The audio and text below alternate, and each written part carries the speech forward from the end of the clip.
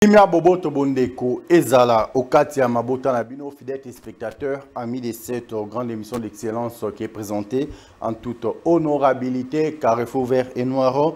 Tout ce Pelemingi, Kokota Nabanda, Kunabino, sans transition, sans protocole, Sima, Yakota Landenge, Kombe, Aliama Kiliboso ya Pongo. Donc, Valobi, Yakoloba Mingezate, la loi qui n'a pas de mingite pour la Zamukolo, félicitations.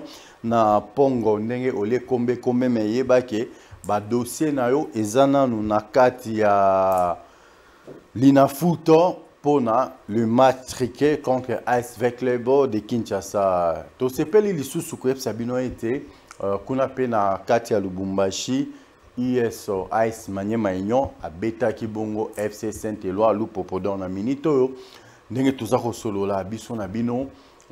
Des clubs, ils ont 9/9, Ezali, Maniema Union, Ezali na les Aigles du Congo, mais les Aigles du Congo, de son côté, ils ont un problème parce que les matchs Oyo et Betamaki contre AS Club de Kinshasa pendant 14 minutes, quelques poussières de secondes, match jusque-là, ils ont un problème dans le niveau, il y a l'Inafoot, tout simplement parce que président, il y a commission de discipline, il y a l'Inafoot, ancien joueur, il y a Léopard, au bien ancien honorable, Asalaki, mais je crois que quand l'arbitre a été suspendu et quand les juges de touche ont validé, qui viennent à imposer qui arbitre pour que les bis soient validés, partout où il y a un chef, il y a terrain, ils ont toujours arbitre, mais ceux qui juges de touche, à commis qu'on s'imposer, les bossos et arbitres, allez-y comprendre quelque chose, c'est qu'il y a à boire et à manger. Est-ce que le club de Kinshasa de son côté, à Zongisi déjà, Azako s'est préparé dans Longo Bani parce qu'il y a de nouvelles recrues. Oyo bakoti Badjouma Chabani bae baza moi ebele bo suturape bo moni susu partout et bunga simbisa ou laza bo retourna pourquoi partout et bunga simbisa ole basi bakuli ce sont les anciens joueurs oyo ba sali retourna ba on kati ya AS Club de Kinshasa il faut ko ebake na kati ya bana nyonso o ba beta kipe baza ko beta Linafoot saison oyo o ba mekaki komemela avec club mutu pasi entre autres Ange Vert baza ba équipe belé bango pe ba joueur na bango donc si ba signé déjà na kati ya AS Club de Kinshasa. C'est pour vous dire que avec club o boeba ki lobby c'est qui avec club la musique eza lisusu te avec club ya lelo o eza ko kumbamela et pas ya les grands stratèges la boîte noire Lambert Moussa Hassani patron, il y a coordination, il y a AS Club de Kinshasa, na banzi masolo, ezako beta mapenza, na ndenge longo bani parce que Moussala ezako salema minutieusement, na ndenge elongo bani boebi ke coach, il y a AS Club de Kinshasa a démissionné, mo ezali ba cop oyo bande qu'on a besoin de kumbela qui veille à la musique, hein? Donc veille à la musique, boebi pourquoi j'ai dit ça quand une équipe de football est dirigé par les artistes et musiciens. Ça se passe comme ça. Ce qui est passé. Mais la chose la plus grave, la chose la plus étonnante, ancien Ndulman, Oazeko Kumbela Masolo, dans Katia AS Club de Kinshasa, a Boyaki Kosa la remise et reprise na nouveau patron, il y a AS Club de Kinshasa à la personne de la boîte noire, Lambert Moussa Hassani. Non, à Kosa la remise et reprise na bandeko o basigna qui pétition pour na akendete, mais au moment où tu avais rédigé une lettre de démission, comment tu peux encore poser des conditions que au ça la remise et reprise na bandeko o basigna qui pétition? C'est pour vous dire que le monsieur est parti, mais poche nae motema nae etikali quand tobi motema. Et à non, il aimait AS Club de Kinshasa. Non, Club était devenu son apanage. Un temps, on a dit apanage, bateau batanga, histoire. Ils ont déjà compris quelque chose. Non, les Nils est un don de l'Égypte. Sans les Nils, l'Égypte serait un désert. Donc, les Nils étaient l'apanage de l'Égypte. L'AS Club était l'apanage de mais c'est Ndoulman, hein, avec sa bande, c'était comme ça. Balobi, ce qui est fait les vins tirés, il faut les boire. Et Zabiso avec le béné tondima non, veille et comme la musique. Mais la Katia mystique a formé, il y a un véclibien à Bandara na ba gradin. Il y a un véclibien à Zara sectionnaire. Il y a un véclibien à Zara qui membre de la section Kalamou. Il y a un véclibien à Zara qui membre de la section administration publique. À Zara qui conseiller. Il y a un véclibien à Sala et Belé Nakati avec club. Mais pourquoi pas couper sa chance? Pourquoi pas côté na bolingo ya zanango vita to fungola kaka la boîte du Pandore to beta ma solo comme ça andimara ko kumbela ma solo. Alors c'est avec lui bien là, c'est monsieur Lambert Moussa Hassani la boîte noire yemta kumbeli ma solo siko na ndenge elongo bani. Mais comme Negonapso Ndoulman a boyaki ko ça la remise et reprise avec la boîte noire, en tout cas le baki il y a Kosa Lango, na ancien président de la section foot, monsieur Mapamboli. Donc, monsieur Mapamboli est déjà à Kinshasa. Soyez les bienvenus à Kinshasa, monsieur le président. Nabandi, Kosa la bongo remise et reprise. Bango mi balé maintenant. Oh, il y a préparatif. Il y a Ice Vert Club de Kinshasa. Tout ça, pour Sabino était Vert Club de Kinshasa à Kondo. On a déjà les 4.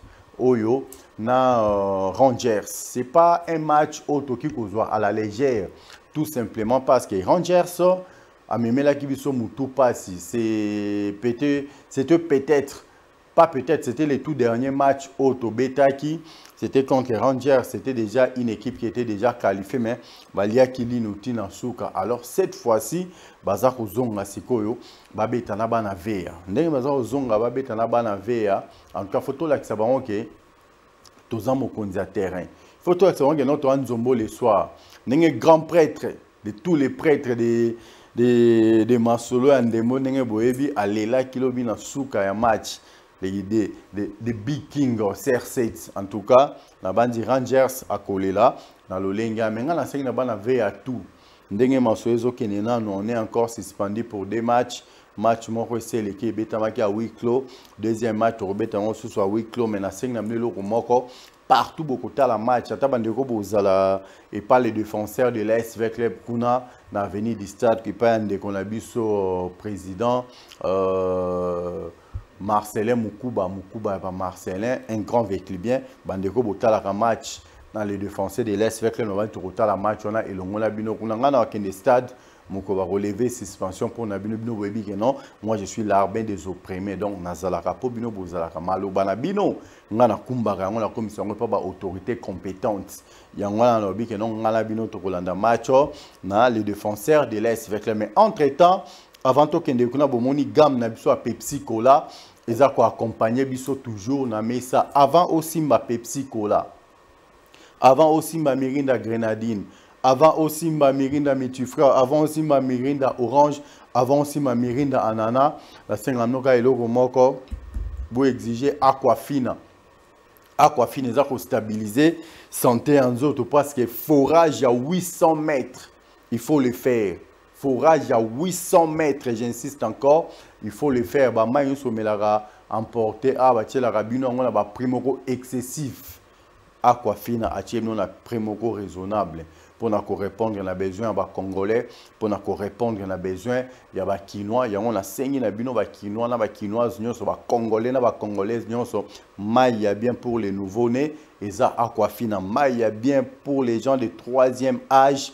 Et ça, Aquafina, il y a bien pour la jeunesse, pour la jeune, pour la jeunesse congolaise. Et ça, Aquafina, buvons Aquafina, consommons Aquafina.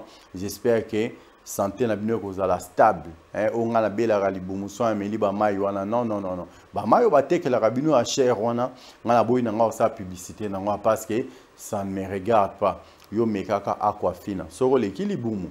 Zonga ya bisanga en tout cas na biso que non o melaki ezaki Aquafina te mena bande konyo so bo consommer Aquafina ce que vous que vous êtes dans les bons. Un grand merci. Na bana ve anyoso bazako mela Aquafina na ndenge elongo bani.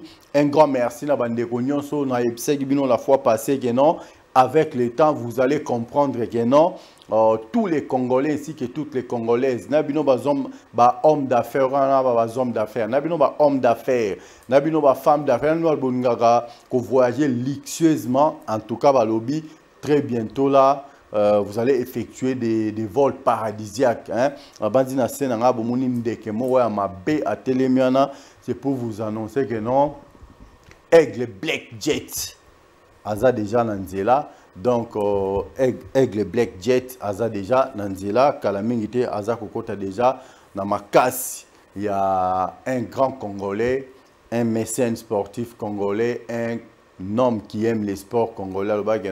Masolo au Kendeka Boité, il faut total comment faire pour l'équipe Nabiso à RDC, comme il y a des difficultés pour Narubima, Libanda a des difficultés pour le championnat, alors toutes les équipes, bato bolingara stabilité na vie, bato bolingara luxe na kati vie, Black Aigle Jeto, et ça déjà nakati ya Mabele Kalami, les temps finalisé Masolo, vous verrez que vous allez effectuer des vols paradisiaque. Un grand merci à toi les grands mécènes sportifs congolais. Vossen Tambou, Tambou Yaba Vossen. En tout cas, merci pour votre apport. Nakati ya compagnie aérienne, nakati ya compagnie d'aviation parce que les Congolais souffrent tellement pour effectuer ba vol ya malonga. Alors Vossen Tambou, Tambou Yaba Vossen non Black Aigle Jeto et ça pour répondre à besoin il y a ba Congolais na ba Congolaise nyonso bwebiete bande kona biso ya tout puissant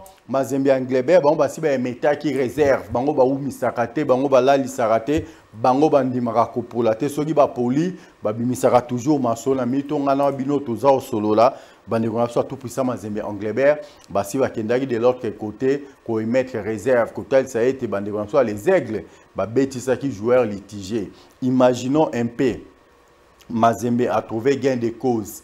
Imaginons un peu match. Il y avait club na les Aigles du Congo. Que non, ça doit être rejoué tout simplement parce que arbitre na juge de touche. On est bazaki à la base. Il y a des ordres au Esama qui bien que bateau bazaki des ordres makasi. Bango bazalaki puni tendenge avec les bazaki puni sévèrement. Na banzi Oignon Sotal administration avec les bazana ba ebalandelaka masolo administration na pesi bango mbote biskaba kolanda ngai là je vois CG à Franco Lokuli, je vois aussi CG Kipepe Bosaka Musana Bino Toebi à l'époque ils avaient sur masolo bo ekoti Raphaël Esabe abanda ola la te. S'il faut consulter Raphaël Esabe en tout cas les 2 maîtres qui peut pena Franck Lokuli, bon mais quand consulter P Raphaël Esabe pour la directive et le banango le président Lambert Moussa Sani la boîte on abi ezara vite intérêt na biso la ravita tout ce ko ina na biso na biso tout ce ko boma na biso avec club nde esala ke biso na bino to sangala mais ngape na 5 ans eloko moko balobi qui a bu boira qui a trahi trahira muntu o ayibaki na moyibi a moyibi Moutou alibaki na moyibi, aza moyibi, un message dans le bin na l'ICC. Bana veya bo comprendre to linga veya. Tout ce kolinga ba individu. Les hommes passent, les institutions restent. Avec les bétons une institution. Les lomika ilunga na rosalate, lobi Lambert Moussa Sani rosalate avec les berotika la kaka vita. Alors to linga vita, to tika kolinga na no ba individu, je crois que on a kokaki koloba penza ya malonga yangwana lobi le message clé on a zaki nango ya kopesa bino avec les biens na pesi bino mais je tiens déjà à vous dire que c'est 4 avec club de Kinshasa à Kondongwana na bande kona biso ya Rangers wana il faut à comprendre que bêtises ou asagi na playoff à kofuta cash liboso ya AS club de Kinshasa na yebi ke ndenge bakoya na ndenge ya na ndenge ya Lolendo bakwana ndenge moke no balakisa ke no bango baza ko beta donc ils sont supérieurs par rapport à AS Vecleb mais babosani que non Vecleb o ya FC Ndulman et ça AS Vecleb de Kinshasa à l'éloté toutes les choses sont en train d'être échangées. C'est pour cela que je demande à tous les présidents sectionnaires bozonge la misa na bino ceux qui bino bosala na plateau ya Congo Base Télévision te ndé lelo mawatro les lois soit playoff tous les présidents que j'ai recevés chaque jeudi à un plateau à Congo Base Télévision, en tout cas, il est grand temps que vous puissiez affûter vos armes parce que ce qui reste à faire est plus dur par rapport à ce qui est déjà fait. Ce qui est déjà fait, nous avons déjà joué la phase classique. Maintenant, nous jouons le play-off. Il est grand temps pour que vous puissiez vous mettre debout. Il est grand temps pour que vous puissiez montrer à la face du monde que vous êtes l'AS Club de Kinshasa. Vous êtes l'équipe la plus populaire de la République démocratique du Congo. Vous êtes l'équipe la plus ancienne de la République démocratique du Congo. Si notre pays aujourd'hui est appelé un État indépendant, c'est parce que vous, les Véclibiens, vous avez eu le courage. C'est parce que vous, les Véclibiens, vous avez haussé les tons, vous avez fait ce que vous avez pu faire à l'époque pour que nous puissions accéder à l'indépendance. Aujourd'hui, tout celui qui connaît l'histoire de notre cher et beau pays connaît l'AS Club de Kinshasa. Malgré vos mités mamabé, malgré vos indifférences, moi je vous ai toujours demandé de converger toujours ensemble. La divergence là, on doit converger pour que nous puissions aller de l'avant. On a saigné na bino, tous en a esprit moko, tous à la bomoko, les quatre déjà tous sangana biso tout total ba match biboke na biboke. So total ba match biboke na biboke, vous comprenez que non ma solo et ko beta manango na ndenge mususu. Alors balobi loba trop ça la rien. Vous comprendre surtout le baka trop te, surtout ça la rende musala et les kamaloba na ebele on a sengi na bino tout mupaye na parler OK côté batnanda ko on vous sert quoi. Non maman, est-ce que vous pouvez me servir Aquafina toujours et accompagner Rabana Vert et la grande famille Pepsi Cola et l'andarabino toujours na sima. Bon mon la non vous avez la sucré moko ya bien auto cola kana ngona bomwana ezali Pepsi Cola ezali Mirinda et ate bimela mela obozo mela lelo. Dans mon agnon soit ba non so ken avenue du Flambeau côté kuna ma solo ezala Pepsi Cola mais mikolo ya suma solo avenue du Flambeau te mikoyo comme nango ma solo ya maluku. Donc, il y a un forage à 800 mètres. Même Maïo Bazar Salé là, Aquafina, même Maïo Bazar Salé là, Pepsi Cola, variété sur la Mirinda. Allez-y comprendre quelque chose. Il y a toutes les sections. To sengi na bino eloko moko boulot penza beta mamujimu système andundu kumpala. Tu quoi ta ikuchibi kashamakabo et tout. Tout yana bo mobité que t'habite que ta to ni munde que badiba maya bon suke AS Club de Kinshasa qui équipe wa République démocratique du Congo, équipe Oudjini Histoire, Moumoussoko Mouetouma RDC, Oudjamou, ASV Club de Kinshasa. Kalonda wetu ikalako kunijita, patu jitwa kula malwa ASV Club de Kinshasa, katutu bananga, malwa makesa, to toujours mutuana buto ni kulu. Alors ikalai, dijita alanu nous bons. Alors na sengi na bana veille à tout. Partout beaucoup l'andabiso, la bande le message est passé. Le très cher Saint-Père Papidi, premier Mika Ilunga, le motivateur de tous les motivés, est là pour nous motiver, pour nous stimuler, pour nous continuer de l'avant.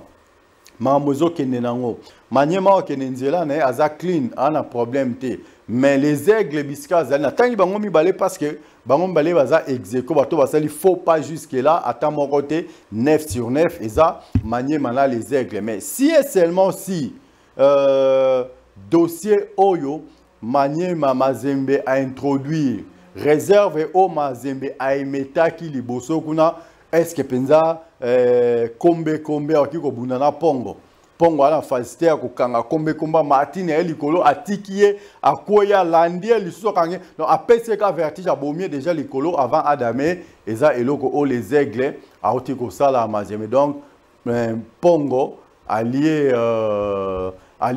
kombe mais il allé là qui kombe wana azalaki na maladi aki kombe ya kobela yango bomoni na minute oyo ekangi bango awa na kingo biso to na biso kuna te qui dit trop aebi o pazaro qui dit qui sait tout or il ne sait rien mawa trop na totali kaka mazembe o bandima ko porter soki ba gagner rapidement ndenge ya polele balinga ba kende na bango na kati ya bureau te. Un grand merci na bandeko nyonso bolanda kibiso du début jusqu'à la fin de notre speech. Un grand merci également na bandeko nyonso o pesa confiance bolinga ko vivre pour na batu to seng na bino kaka eloko moko adresse ezalaka moko. Si vous voulez vivre pour les autres, alors il faut adhérer à la Fondation Sacro Chimanga, à la Fondation Sacro Chimanga.